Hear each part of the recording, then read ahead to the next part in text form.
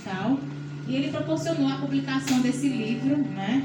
O Marcos é um artista, um escritor, nasceu em Fortaleza em 1986, é escritor de romance contemporâneo, já escreveu alguns livros, né? Esse é o primeiro que ele está lançando oficialmente, mas já tem outros mais que ele já escreveu e a gente pode encontrar depois nas redes sociais dele, em contato com ele, né? Ele escreveu também o livro O Baú de Shiloh, e também escreveu um livro infanto-juvenil intitulado Rotulândia, além de crônicas e materiais para a coluna, desabafo e discussões de revista entre poetas e poesias.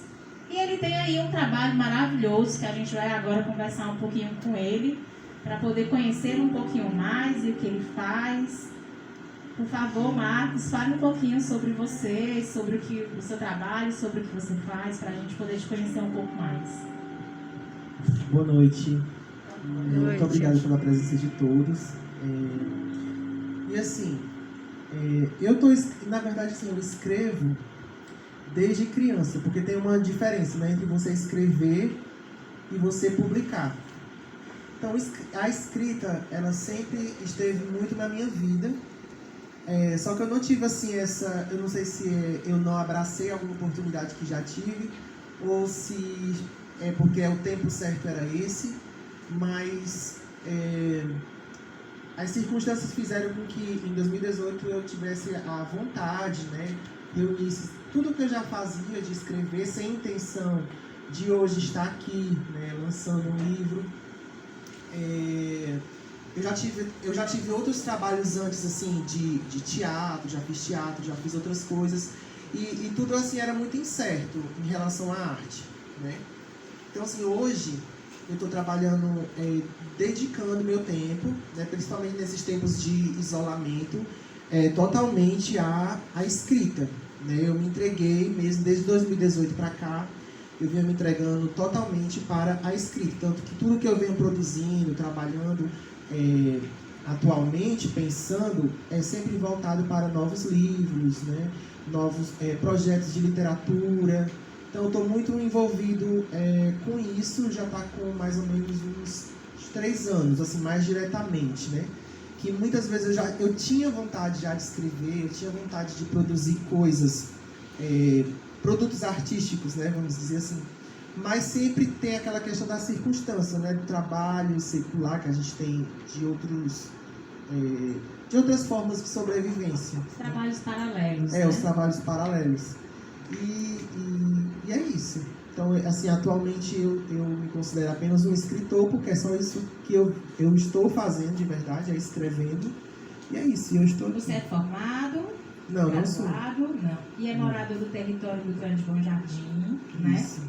E é uma semente aí que nasceu e agora está construindo mais galhos aí, né?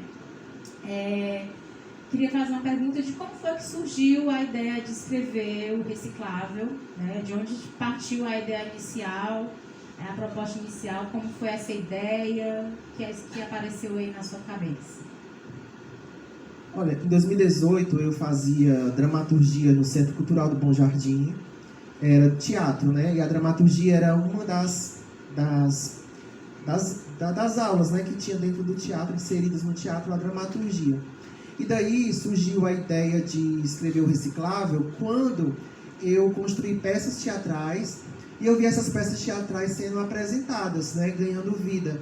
Então isso me deu assim uma força muito grande para querer, assim, o poder que aquelas peças, cenas que eu construí, falas, né, na boca dos atores, das atrizes, e a recepção do público fez com que eu pensasse assim, como é poderoso essa coisa da escrita, né, da palavra, né? E eu não quis desconstruir aquilo que eu já estava construindo, que eu já estava vendo. Eu não queria me acomodar, né, como o próprio nome do livro fala, né, acomode-se. Eu não queria me acomodar, porque eu sabia que se eu me acomodasse, eu não ia continuar exercendo essa coisa da escrita. Então, assim, eu comecei a escrever, mesmo continuando fazendo teatro, escrevendo as peças, eu continuei escrevendo como uma forma de não deixar aquilo morrer, aquele sentimento que eu estava sentindo através da escrita, que era mais para o teatro, e daí veio a ideia do reciclável. Eu pensei assim, olha, eu já escrevi um livro, eu já tinha escrito um livro há uns 7 anos, 8 anos atrás, mas ele era um livro mais filosófico. E quando eu fui reler esse livro, eu percebi que eu estava ensinando muitas pessoas como viver a vida. Só que às vezes nem a gente sabe como viver a nossa própria vida, né? Então quando eu reli aquele livro, eu me achei assim muito hipócrita. Eu digo assim, poxa, eu estou escrevendo coisas aqui que na verdade eu ainda não sei lidar. Então como é que eu vou ensinar para as pessoas aquilo que nem eu ainda não sei lidar com isso?